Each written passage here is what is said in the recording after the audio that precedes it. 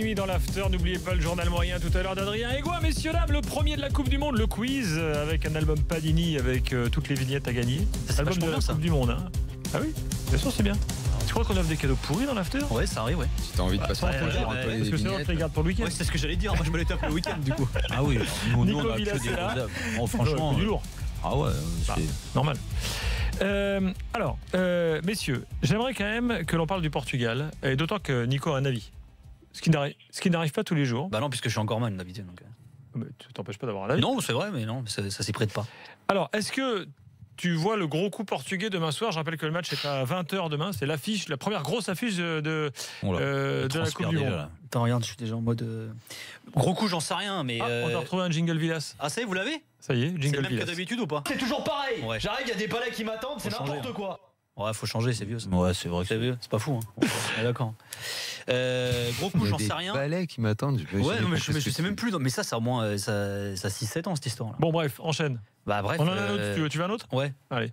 Alors, chapeau mon gars. Real, Barça, Leicester, Bayern Munich, Juventus, Non, mais on Benfica, n'a pas dit PSG, Gilbert, on a dit CSKA Moscou. Allez, enchaîne. D'accord. Alors, c'est vrai que le Portugal a tendance à souvent mal démarrer ses phases finales. Souvenez-vous l'Euro, et ils passent avec leurs 3 matchs nuls. Ils ont souvent tendance même à être bons sur le dernier match, le match de la dernière chance. C'était le cas en 2004 quand il y avait eu la finale.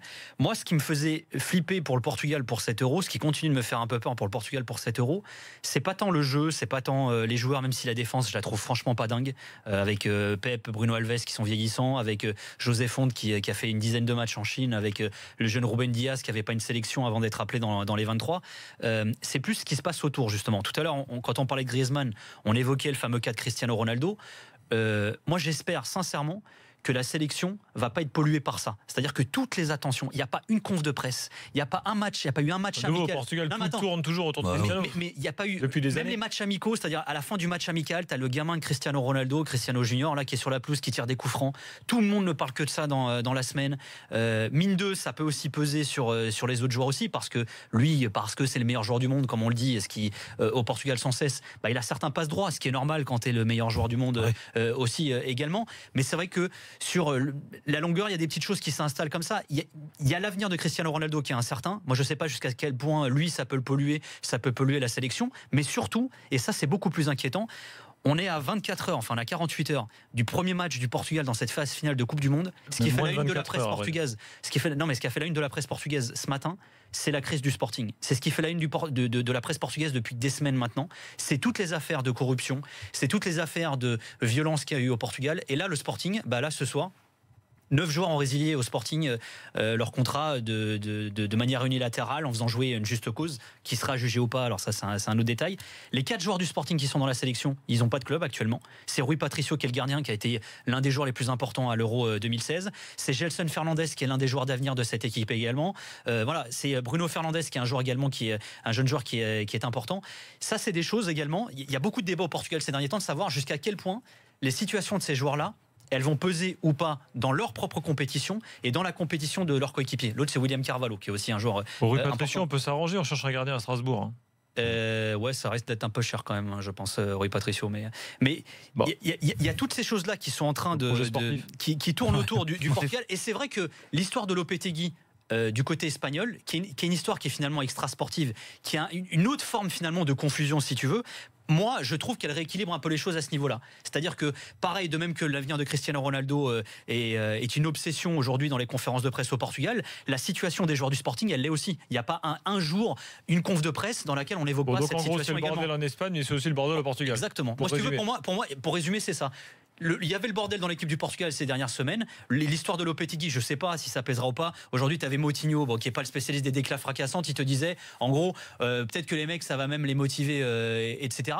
Et alors, autre chose, et ça, c'est très important également aussi, parce que ça avait été le cas il y a 2 ans lors de la finale face à l'équipe de France. Santos, il a beaucoup axé sa communication là-dessus avant ce match face à l'Espagne. C'est que ce match, c'est un classico. L'adversaire que le Portugal a le plus affronté dans son histoire, celui face auquel elle a le plus perdu, c'est l'Espagne. Il y a une dimension qui est historique, qui est culturelle. Il y a une proximité géographique, historique là aussi, qui fait que les matchs entre le Portugal et l'Espagne ont toujours été très chauds dans les phases finales. Voilà, il y avait eu l'Euro 2004 qui était le fameux match de la dernière chance également, où ils gagnent. Il y avait eu un match en Coupe du Monde il n'y a pas très longtemps également. Il y a aussi cet aspect-là qui est très important. et qui finalement, j'étais pas très confiant moi pour le Portugal. Je le suis pas plus que ça parce que cette défense continue de me faire flipper. Je sais pas comment va être Cristiano Ronaldo non plus, comment vont être les mecs du Sporting, mais je me dis, j'espère pour les Portugais que ce bordel du côté de l'Espagne va rééquilibrer les choses du moins. Qu'est-ce que vous en pensez, les gars? Vous le voyez comment le match de demain? Écoute, moi je sais pas, entendre Nico, c'est vrai que ça n'a pas l'air d'être beau fixe dans le groupe portugais. Bien sûr que quand tu as des joueurs qui se posent des questions sur leur avenir, pareil, ce qu'on a dit sur Antoine Griezmann, ça peut toucher tout le monde.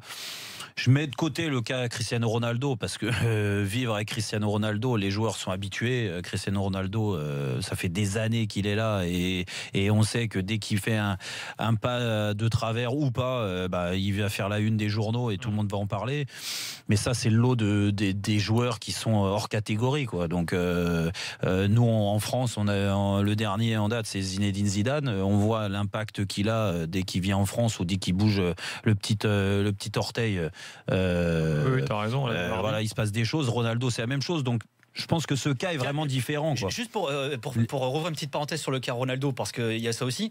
Vous savez que la nomination de Lopetegui au Real Madrid, ça peut débloquer la situation de Cristiano Ronaldo. Il faut savoir que Lopetegui, quand il entraîne le FC Porto, c'est Jorge Mendes, qui est l'agent de Cristiano Ronaldo, qui le met là-bas. Il a des très très bons rapports avec Jorge Mendes.